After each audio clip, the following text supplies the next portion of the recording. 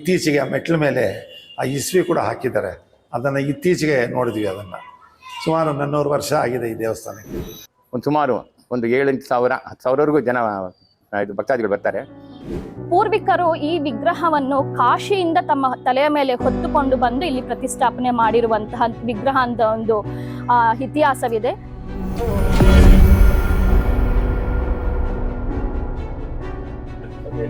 ನನ್ನ ಅನುಭವ ಇಲ್ಲಿ, ನಾನೊಂದ್ಸಲ ರಥೋತ್ಸವ ನಮಗೆ ಡಿವೈಡ್ ಆದ್ವಿ ನಾವು. ಯಾವಾಗ 2000ರಲ್ಲಿ 1998-99ರಲ್ಲಿ ಡಿವೈಡ್ ಆದಾಗ ನಾನು ಈ ಸಲ ನಾನು ಮಾಡೋಕ್ಕಾಗೋದಿಲ್ಲ, ನೀವೇ ನೋಡಿ ನಮ್ಮ ತಂದೆಯವ್ರಿಗೆ ಹೇಳಿದೆ. ನಾನು ಹಾಗೆ ಹೇಳ್ಬೇಡ, ಅಲ್ಲೇ ನಿಮ್ಮ ಕಾಪಾಡ್ದವ್ರೆ ಅಂತ ಹೇಳಿದ್ರು ಅವರು. ಏನೇ ಆಗಲಿ ನಾನು ಮಾಡೋಕ್ಕಾಗೋದಿಲ್ಲ ಅಂತ ನಾನು ಕೇಳಿಬಿಟ್ಟು ನಾನು ಕೊಟ್ಟೋದ್ಮೇಲೆ ನೆಕ್ಸ್ಟ್ ಒಂದು 15 ದಿವಸಕ್ಕೆ ನಮ್ಮ ಸೊಸೆದು ಇದಿತ್ತು, ಸೀಮಂತ ಮಾಡ್ತಾರೆ ಅಂತ ಹಿಂದೂಪುರಕ್ಕೆ ಹೋದೆ. ನಾನು ಅಲ್ಲಿ ಮಾಡ್ಕೊಂಡು ಎಲ್ಲ ಮುಗಿಸ್ಕೊಂಡು ನಮ್ಮ ಕಾರಲ್ಲಿ ಬರ್ತಾಯಿದ್ವಿ. ಒಂದು 5 ಜನ ನಮ್ಮ ಮನೆಯವರೇ ಒಂದು 5 ಜನ ಬರ್ತಾ ಇರ್ಬೇಕಾದ್ರೆ ಇದ್ದಕ್ಕಿದ್ದಂಗೆ ಬಾಗೇಪಲ್ಲಿ ಹತ್ರ 3 ಪಲ್ಟಿ ಹೊಡ್ಬಿಟ್ಟು ಗಾಡಿ. ಡ್ರೈವರು ನನ್ನ ಮಗನ ಮಾಡ್ತಾ ಇದ್ದಿದ್ದು, ನಿದ್ದೆ ಹೋಗಿದ್ದಲ್ಲಿ ಚಕ್ಕರ್ 3 ಪಲ್ಟಿ ಆಯಿತು. ಆದರೆ ಅದರಲ್ಲಿ 9 ತಿಂಗಳಾಗಿರೋ ನಮ್ಮ ಸೊಸೆ ಇದ್ದು ಯಾರಿಗೂ ಏನೂ ಆಗಿಲ್ಲ, ನಥಿಂಗ್ ಅಂದ್ರೆ ಏನಿಲ್ಲ. ಬಾಗೇಪಲ್ಲಿಗೆ ಹೋಗ್ಬಿಟ್ಟು ಪೊಲೀಸಲ್ಲಿ ಬುಕ್ ಮಾಡಿ ಇದು ಕೇಸ್ ಫೈಲ್ ಮಾಡಿ ಕೇಳಿದ್ದಕ್ಕೆ ಯಾರು ನೋಡ್ಬಿಟ್ಟು ಅವರು 8 ಜನ ತೀರ್ಕೊಂಡಿದ್ದಾರೆ, 8 ಜನ ಇದ್ದಾರೆ ಅಂತ ಕೇಳಿದ್ರು ಅವರು. ಇಲ್ಲಪ್ಪ ಯಾರು ಇಲ್ಲ, ಎಲ್ಲ ಚೆನ್ನಾಗಿದ್ದಾರೆ, ಸರಿ ಹೋಗಿ ಬೇಡ, ಏನು ಬೇಕು ಕೇಸ್ ಬೇಡ ಅಂತ ಕಲ್ತ್ಬಿಟ್ರು ಅವರು. ನನ್ನ ಇದು ಮತ್ತೆ ಇಲ್ಲಿ ಬಂದು ನಾವು ಕೆನೆಗೆ ಹುಡ್ಕೊಂಡು ನಾನೇ ಮಾಡ್ತೀನಿ ಅಂತ ಆವಾಗ ಮತ್ತೆ ನಾನೇ ಮಾಡ್ತಾಯಿದ್ದೆ.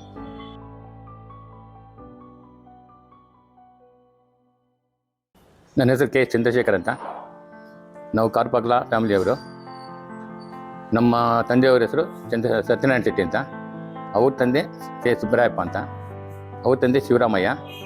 ಹಾಗೆ ನಾವೆಲ್ಲ ಒಂದೇ ಕುಟುಂಬದವರು, ಕಾರ್ಪಾಗ್ಲ ಕುಟುಂಬದವರು. ಅಲ್ಲಿಂದ ಇವಾಗ ನಮಗೆ ಕನ್ವೀನರ್ ತನ ನನಗೆ ಕೊಟ್ಟಿದ್ದಾರೆ. ಸುಮಾರು ಒಂದು 35 ವರ್ಷ 40 ವರ್ಷ ಆಯಿತು ನಾನು ಹ್ಯಾಂಡಲ್ ತಗೊಂಡು. ಒಂದು 20 ವರ್ಷದಿಂದ ಈಚೆಗೆ ಸುಮಾರು ಎಲ್ಲ ರೆಡಿ ಮಾಡಿದ್ದೀವಿ ನಾವು. ಎಲ್ಲ ಶಿಥಿಲಾಗಿರೋದು ವಿಗ್ರಹಗಳು, ಗೋಪುರ, ಫ್ರಂಟು ಮುಂದ್ಗಡೆ ಇದು ಹಾಕಿದ್ವಿ, ಮೋಲ್ಡಿಂಗ್ ಹಾಕಿದ್ವಿ, ವಿಗ್ರಹಗಳು, ರಾಜಗೋಪುರ ಎಲ್ಲ ರೆಡಿ ಮಾಡ್ತಿದ್ವಿ. ವೆಂಕಟರಮಣ ಸ್ವಾಮಿ ಗುಡಿ ಎಲ್ಲ ರಿಪೇರಿ ಮಾಡ್ತಿದ್ವಿ. ಎಲ್ಲ ಸೋತಾಯಿತು, ಸೋರೋದು ಮತ್ತು ಸ್ಟೋರಿಂಗ್ ಹೊರಟಾಗಿತ್ತು, ಅದೆಲ್ಲ ರೆಡಿ ಮಾಡ್ತಿದ್ವಿ. ಈಸ್ಟ್ ಗುಡಿನೂ ಅಷ್ಟೇ, ಉಮಾಮಹೇಶ್ವರ ಸ್ವಾಮಿ ಗುಡಿ ಅದನ್ನು ರೆಡಿ ಮಾಡ್ತಿದ್ವಿ. ಇತ್ತೀಚೆಗೆ ಒಂದು ಕಲ್ಯಾಣ ಮಂಟಪ ಹಾಗೂ ಸುಮಾರು 150ರಿಂದ 200 ಜನಕ್ಕೆ ಊಟದ ವ್ಯವಸ್ಥೆ ಆಗುವಂತ ಒಂದು ಭೋಜನ ಶಾಲೆಯ ನಿರ್ಮಾಣ ಕೂಡ ಮಾಡಿ ಮದುವೆಗಳಿಗೆ ಅನುಕೂಲವಾಗುವಂತ ಒಂದು ಸೌಕರ್ಯವನ್ನು ಕೂಡ ಮಾಡಲಾಗಿದೆ. ಎಲ್ಲ ಒಂದು ಹಳೆಯ ದೇವಸ್ಥಾನಗಳು ಇದ್ದಂಗಿತ್ತು. ಈ ಹೊಯ್ಸಳ ಕಾಲದಲ್ಲಿ ಇತ್ತಲ್ಲ, ಇದೆಲ್ಲ ಆ ದೇವಸ್ಥಾನಗಳು ಇದ್ದಂಗೆ ಇತ್ತು. ಇವಾಗೆಲ್ಲ ನಾವೆಲ್ಲ ರೆಡಿ ಮಾಡ್ತೀವಿ, ಕಂಪ್ಲೀಟ್ ಟೋಟಲ್ ಈಗಿನ ಪ್ರಕಾರ ನಾವು ಮಾಡ್ತೀವಿ.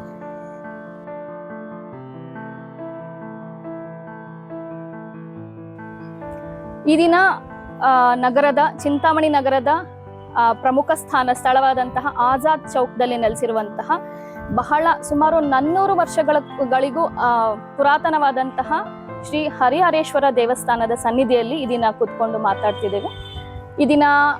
ಈ ದೇವಾಲಯದ ಬಗ್ಗೆ ಹೇಳೋದಾದ್ರೆ ನಿಮಿಷಗಳು ಸಾಕಾಗಲ್ಲ. ಯಾಕಂದ್ರೆ 400 ವರ್ಷಗಳ ಇತಿಹಾಸ ಇರುವಂತಹ ಈ ದೇವಾಲಯ ಪ್ರತಿಯೊಂದು ನಮ್ಮ ಹಿಂದೂ ಧರ್ಮದಲ್ಲಿ ಯಾವುದಕ್ಕೂ ಆಗ್ಲಿ ಭೇದ ಭಾವ ಅನ್ನೋದು ಇಲ್ಲ. ಅದೇ ರೀತಿ ಹರಿ ಹಾಗೂ ಹರನಿಗೆ ಭೇದ ಭಾವ ಮಾಡಬಾರ್ದು ಅಂತ ಕೇಳ್ತಾ ಬಂದಿದೀವಿ. ಅದಕ್ಕೆ ನಿದರ್ಶನ ಅನ್ನುವಂತೆ ಈ ದೇವಸ್ಥಾನ ಪ್ರತ್ಯಕ್ಷ ಸಾಕ್ಷಿಯಾಗಿ ಚಿಂತಾಮಣಿಯ ಹೃದಯ ಭಾಗದಲ್ಲಿ ನೆಲೆಸಿದೆ.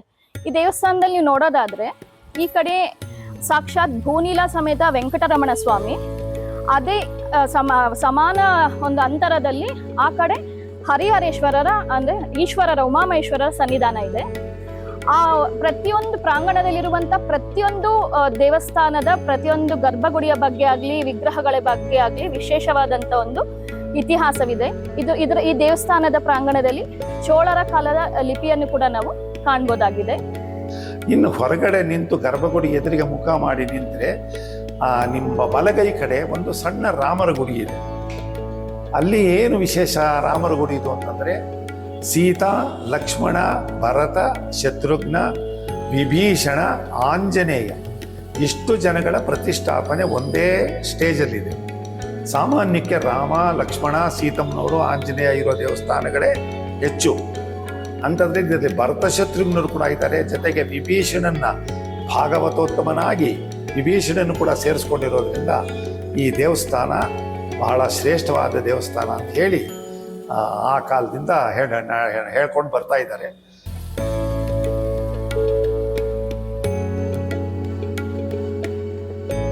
ಶಿಲ್ಪಕಲೆಯ ಬಗ್ಗೆ ಹೇಳೋದಾದ್ರೆ ಒಂದೊಂದು ಗೋಪುರದ ಮುಂದೆ ನಿಂತ್ಕೊಂಡು ಸೂಕ್ಷ್ಮವಾಗಿ ಒಂದು ಒಂದು ಕ್ರಿಯೇಟಿವ್ ಅಂದ್ರೆ ಒಂದು ಆರ್ಟಿಸ್ಟಿಕ್ ವ್ಯೂ ಅಲ್ಲಿ ನೋಡೋದಾದ್ರೆ ಒಂದೊಂದು ಗೋಪುರದ ಮುಂದೆ ಒಂದು ಅರ್ಧ ಗಂಟೆ ಮಿನಿಮಮ್ ನಿಂತ್ಕೊಳ್ಬೇಕು ಅನ್ಸುತ್ತೆ. ಯಾಕಂದ್ರೆ ವೆಂಕಟರಮಣ ಸ್ವಾಮಿ ದೇವಾಲಯದ ಗೋಪುರದಲ್ಲಿ ದಶಾವತಾರಗಳು ಇದ್ರೆ, ಉಮಾಮಹೇಶ್ವರ ಸ್ವಾಮಿ ದೇವಸ್ಥಾನದ ಗೋಪುರದಲ್ಲಿ ನಂದಿ, ಭೃಂಗಿ, ಶಿವ, ಪಾರ್ವತಿ, ಆ ಶಿವನಿಗೆ ಸಂಬಂಧಪಟ್ಟ ವಿಗ್ರಹಗಳನ್ನ ನಾವು ಕಾಣ್ಬೋದು.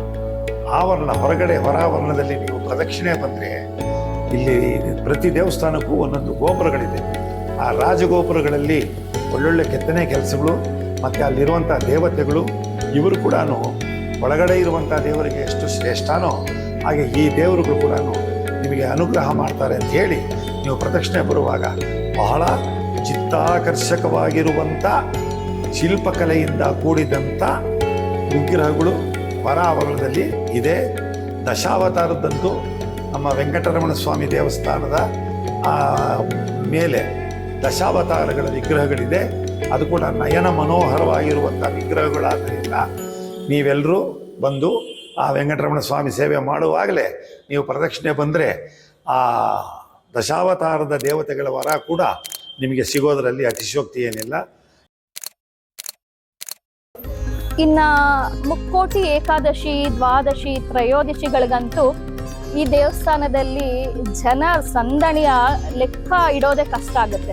ಅಷ್ಟರ ಮಟ್ಟಿಗೆ ಜನಸಾಗರವನ್ನೇ ಇಲ್ಲಿ ನಾವು ನೋಡ್ಬೋದು. ಮುಕ್ಕೋಟಿ ಏಕಾದಶಿ, ದ್ವಾದಶಿ, ತ್ರಯೋದಶಿಗಳೆಲ್ಲ ವಿಶೇಷವಾಗಿ ನಡ್ಕೊಳ್ತಾ ಬಂದರೂ ಕೂಡ ಮುಖ್ಯವಾಗಿ ದ್ವಾದಶಿ ದಿನ ವೈಕುಂಠ ದರ್ಶನಕ್ಕೆ ಲೆಕ್ಕಕ್ಕೆ ಹೇಳಿದ್ರೆ ಆಶ್ಚರ್ಯ ಅನ್ನಿಸ್ಬೋದು. ಆದರೆ ಲೆಕ್ಕದ ಪ್ರಕಾರ ಸುಮಾರು 8,000ದಿಂದ 12,000 ಭಕ್ತಾದಿಗಳು ಬಂದು ವೈಕುಂಠ ದ್ವಾರವನ್ನ ಪ್ರವೇಶಿಸಿ ಈ ದೇವಸ್ಥಾನದಲ್ಲಿ 365 ದಿನಗಳು ಕೂಡ ವಿಶೇಷವಾದಂಥ ಪೂಜಾ ಕೈಂಕರ್ಯಗಳು ಭಗವಂತ ನೆರವೇರಿಸ್ಕೊಳ್ತಾನೆ ಬಂದಿದ್ದಾನೆ. ಅದರಲ್ಲಿ ಈ ವೈಶಾಖ ಮಾಸದಲ್ಲಿ ರಥೋತ್ಸವಗಳು 17 ದಿನ ನಿರಂತರವಾಗಿ ರಥೋತ್ಸವ ನಡೆಯುತ್ತೆ. ಧ್ವಜಾರೋಹಣದಿಂದ ಹಿಡಿದು ರಥಗಳವರೆಗೂ ಪ್ರತಿದಿನ ಒಂದು ವಿಶೇಷವಾದಂಥ ಒಂದು ಕಾರ್ಯಕ್ರಮ ಇದ್ದೇ ಇರುತ್ತೆ. ಅದರಲ್ಲಿ ಏನು ಅಂದ್ರೆ ಒಂದು ಸುಮಾರು ವರ್ಷಗಳ ಹಳೆಯದಾದಂತಹ ಕಲ್ಲಿನ ಚಕ್ರ, ಸುಮಾರು 70ರಿಂದ 80 ಟನ್ ತೂಗುವಂತಹ ಒಂದು ಕಲ್ಲಿನ ಚಕ್ರಗಳಿದ್ದು ಅದರಲ್ಲಿ ಶಿಥಿಲವಾದಂತಹ ರಥವನ್ನು ಪುನರ್ ನಿರ್ಮಾಣಗೊಳಿಸಿ ಈ ವರ್ಷ ಅದನ್ನ ರಥೋತ್ಸವ ದಿನ ಅದನ್ನ ಬಳಸಲಾಯಿತು.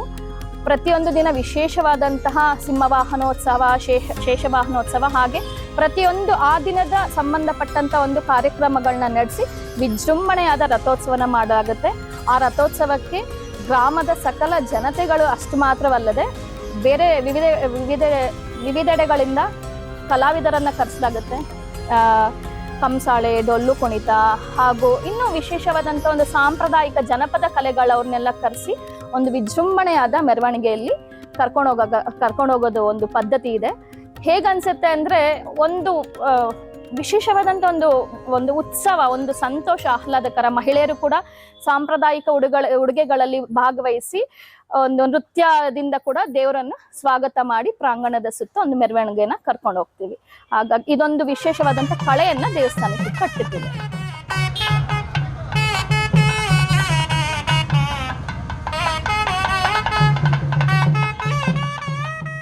ಶಿವರಾತ್ರಿಗೆ ಬೆಳಗ್ಗೆ 5 ಗಂಟೆಗೆ ಅಭಿಷೇಕ ಇರುತ್ತೆ. ಇದು ನಮ್ಮ ಕೈಯಲ್ಲೇ ಕ್ಷೀರಾಭಿಷೇಕ ಇದು ಅರೇಂಜ್ ಮಾಡಿದ್ದೀವಿ.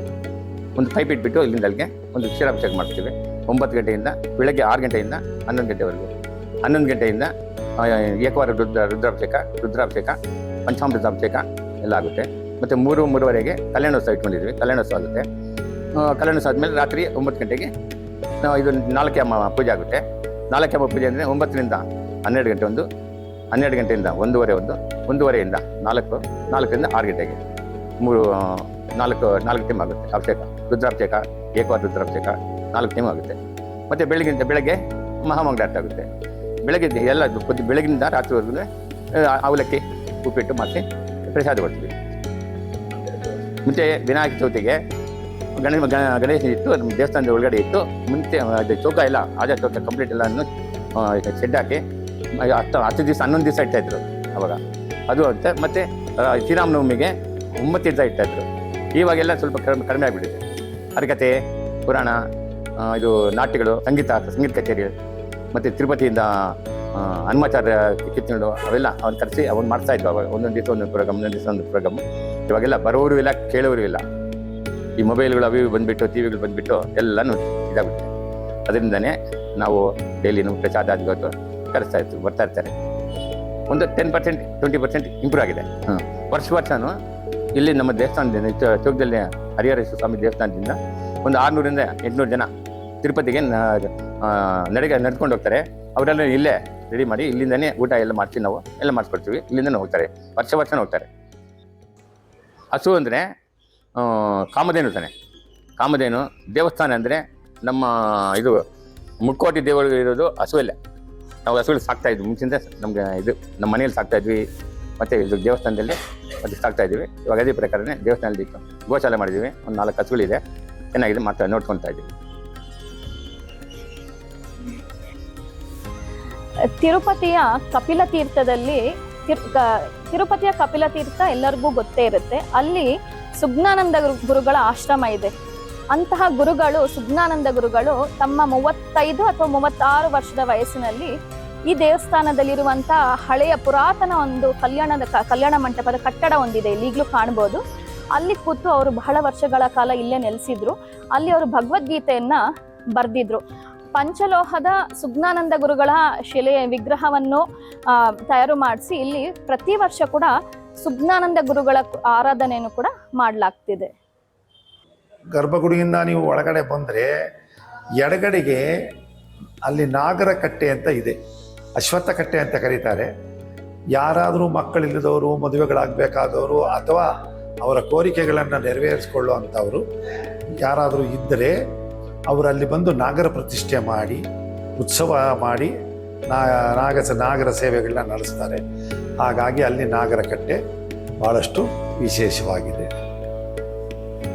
ಇನ್ನು ನಾಗರ ಕಲ್ಲಲ್ಲಿ ಅಶ್ವತ್ಥ ವೃಕ್ಷ ಇದೆ. ಅಶ್ವತ್ಥ ವೃಕ್ಷ ವಿಶೇಷ ಏನು? ಆಮ್ಲಜನಕನ ಹಸು ಬಿಟ್ಟರೆ ನೆಕ್ಸ್ಟು ಹೆಚ್ಚು ಆಮ್ಲಜನಕ ಒದಗಿಸೋದು ಅಶ್ವತ್ಥ ವೃಕ್ಷ. ಹಾಗಾಗಿ ನೀವು ಬೆಳಗ್ಗೆ ಹೊತ್ತು ಸ್ನಾನ ಮಾಡಿ ಆ ಅಶ್ವತ್ಥ ಪ್ರದಕ್ಷಿಣೆ ಅಂತ ಒಂದು ಪದ್ಧತಿ ಇದೆ.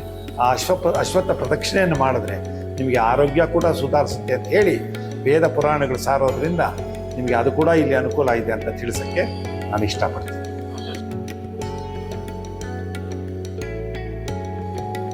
ಜೊತೆಗೆ ಹಿಂದಿನ ಕಾಲದಲ್ಲಿ ನಮ್ಮ ಪೂರ್ವಜರು ಪ್ರಕೃತಿಗೆ ಬಹಳ ಮಹತ್ವನ ಕೊಡ್ತಿದ್ರು.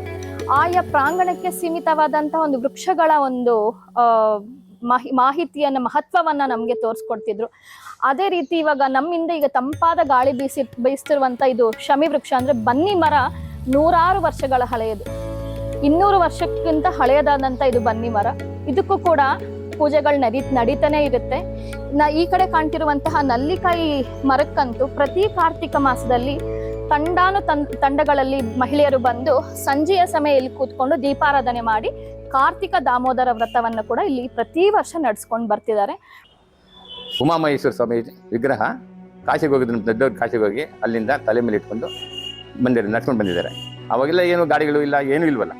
ನಡ್ಕೊಂಡು ಅವ್ರು ತೀರ್ಥಯಾತ್ರೆ ಹೋದರೆ ಮನೆಯಿಂದ ಎಲ್ಲರ ಮನೆಗೆ ಹೋಗ್ಬಿಟ್ಟು ಊಟ ಮಾಡಿಕೊಂಡು ನಾವು ಬರ್ತೀವೋ ಇಲ್ವ ಅಂತ ಕೇಳಿ ಹೋಗೋ ಕಾಲ ಅದು. ಅವಾಗ ಹೋಗಿ ಅಲ್ಲಿಂದ ತಲೆ ಮೇಲೆ ಇಟ್ಕೊಂಡು ತಗೊಂಡು ಬಂದು ಇಲ್ಲಿ ಪ್ರತಿಷ್ಠೆ ಮಾಡಿದ್ವಿ. ಅದು ಚಿಕ್ಕದು ಮೂರ್ತಿ, ಚಿಕ್ಕದಾದರೂ ಕೀರ್ತಿ ದೊಡ್ಡದು. ಚಿಕ್ಕ ಮೂರ್ತಿ ಏನು ನೆನೆಸ್ಕೊಂಡ್ರೆ ಅದಾಗುತ್ತೆ, ಏನಾದರೂ ನೆನೆಸ್ಕೊಂಡು ಆಗುತ್ತೆ. ನಮ್ಮ ಅನುಭವ ದೊಡ್ಡದಲ್ಲಿ ಆಫೀಸರ್ಗಳು ಬಂದಿದ್ದಾರೆ, ನೆನೆಸ್ಕೊಂಡು ಮತ್ತೆ ಬಂದು ಪೂಜೆ ಮಾಡಿಸಿ ಅವ್ರ ಕಲ್ಯಾಣೋತ್ಸವ ಮಾಡಿಸಿ ಹೋಗಿರೋದು ಉಂಟು.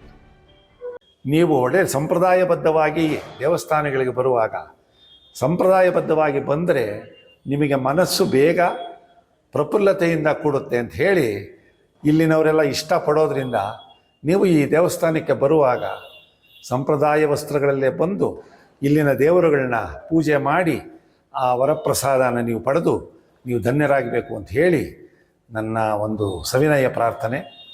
ವಿಶೇಷವಾದಂತಹ ಮನವಿ ನಾನು ಪ್ರೇಕ್ಷಕರಿಗೆ ಏನ್ ಮಾಡೋದು ಅಂತ ಅಂದ್ರೆ, ನಮ್ಮ ಪೂರ್ವಿಕರು ಯಾವುದೋ ಒಂದು ಉದ್ದೇಶದಿಂದ ಈ ಉಮಾಮಹೇಶ್ವರ ಸನ್ನಿಧಾನ, ಹರಿಹರೇಶ್ವರ ಸನ್ನಿಧಾನ ಒಂದೇ ಪ್ರಾಂಗಣದಲ್ಲಿ ಪ್ರತಿಷ್ಠಾಪನೆ ಮಾಡಿ ಭಾವೈಕ್ಯತೆಯಿಂದ ಇರಿ ಅಂತ ಎಲ್ಲ ಒಂದು, ಆಮೇಲೆ ಹಳೆಯದಾದಂತಹ ವೃಕ್ಷೋ ರಕ್ಷತಿ ರಕ್ಷಿತಃ ಅನ್ನೋ ತರ ಹಲವಾರು ವೃಕ್ಷಗಳನ್ನ ನೂರಾರು ವರ್ಷಗಳಿಂದ ಅವ್ರು ನಮಗೋಸ್ಕರ ನೆಟ್ಟು ಹೋಗಿದ್ದಾರೆ. ಅದನ್ನೆಲ್ಲ ಕಾಪಾಡ್ಕೊಳ್ಳೋದು ನಮ್ಮ ಈಗಿನ ಪೀಳಿಗೆಯ ಹಾಗೂ ಮುಂದಿನ ಪೀಳಿಗೆಯ ಆದ್ಯ ಕರ್ತವ್ಯ. ಒಂದು ದೇವಸ್ಥಾನ, ಒಂದು ಮನೇನ ನಿರ್ವಹಿಸದೆ ತುಂಬಾ ಕಷ್ಟ, ಅಂಥದ್ರಲ್ಲಿ ದೇವಸ್ಥಾನ, ಅಂಥದ್ರಲ್ಲೂ ಪುರಾತನ ದೇವಸ್ಥಾನಗಳು ಅಂದ್ರೆ ನಿರಂತರವಾಗಿ ಶಿಥಿಲಾವಸ್ಥೆ ಬರ್ತಾನೆ ಇರುತ್ತೆ, ಜೀರ್ಣೋದ್ಧಾರ ಮಾಡ್ತಾನೆ ಇರ್ಬೇಕಾಗತ್ತೆ. ಅಂತಹ ದೇವಸ್ಥಾನಗಳನ್ನ ಭಕ್ತಾದಿಗಳು ತಮ್ಮ ಸ್ವಂತ ಮನೆಯಂತೆ ನೋಡ್ಬೇಕು.